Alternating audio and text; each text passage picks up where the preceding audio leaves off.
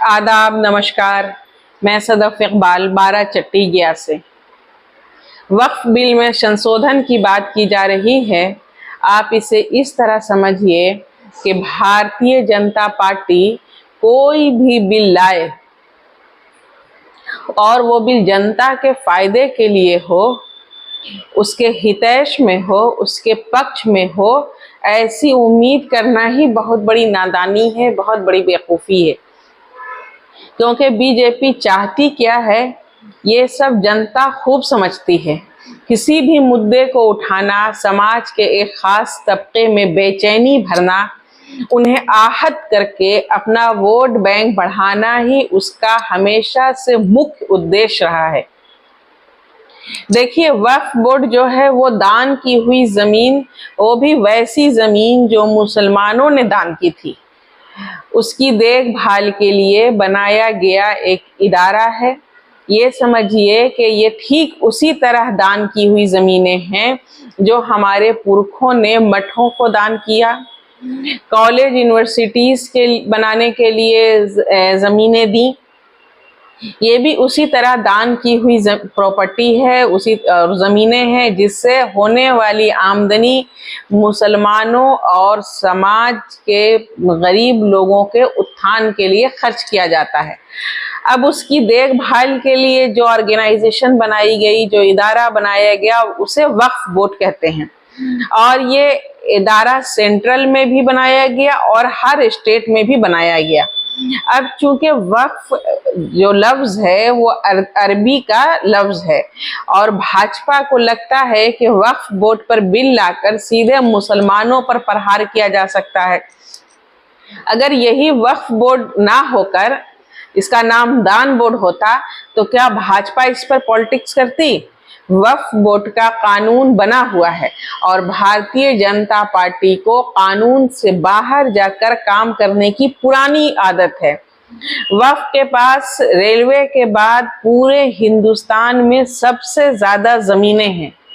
बहुत मुमकिन है और ये मुझे ऐसा लगता है कि मोदी जी की नजर अब इन जमीनों पर होगी और उसे अडानी और अंबानी के हवाले करने का खुफिया प्लान बन रहा होगा।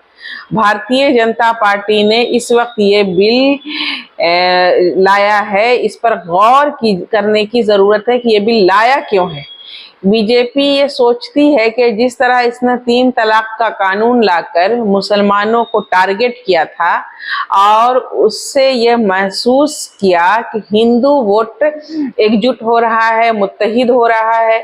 हमेशा से बीजेपी की ये मंशा रही है कि मुसलमानों के खिलाफ कुछ ऐसा किया जाए, ऐसा या कोई ऐसा प्रोपेगेंडा फैलाया जाए जिससे समाज में बेचैनी पैदा हो और मुल्क में इंतशार पैदा हो और उससे कहीं ना कहीं मुल्क में रहने वाले बहुसंख्यक आबादी को ये एहसास कराया जाए कि भारतीय जनता पार्टी मुस्लिम विरोधी पार्टी है, मुसलमानों की कट्टर दुश्मन है, जिससे बहुसंख्यक आबादी उसके लिए गोलबंद हो।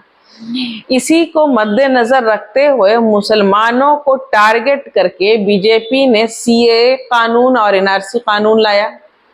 उसके बाद जो हुआ आप सबने देखा, बड़े पैमाने पर पूरे मुल्क में हंगामा शुरू हो गया। लेकिन ये दांव बंगाल के इलेक्शन में उल्टा पड़ गया और विधानसभा चुनाव में भारतीय जनता पार्टी को तृणमूल कांग्रेस से करारी हार का सामना करना पड़ा। ममता बनर्जी को कामयाब कराने के लिए श्री प्रशांत किशोर जी ने कोई कोर कसर नहीं छोड़ी और उनकी मुख्य भूमिका रही। उन्होंने ये दावा किया था कि भारतीय जनता पार्टी को अगर 100 सीट से 1 सीट भी ऊपर जाने दिया तो वो अपना प्रोफेशन छोड़ देंगे। उनके दावे के अनुसार बीजेपी 77 सीटों पर आकर रुक गई और वहीं से बीजेपी सरकार ने ये महसूस किया कि सीएए और एनआरसी का खेला नहीं चलेगा, इसे लाकर हम बहुसंख्यक वोट को हम एकजुट नहीं कर सकते हैं।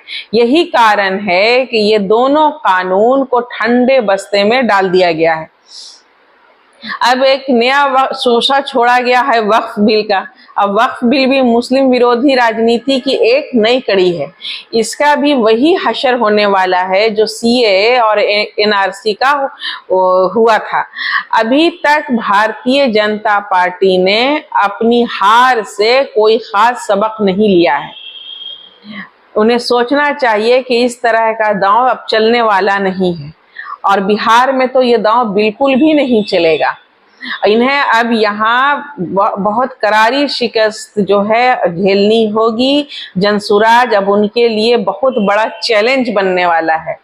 जय बिहार, जय जनसुराज। शुक्रिया।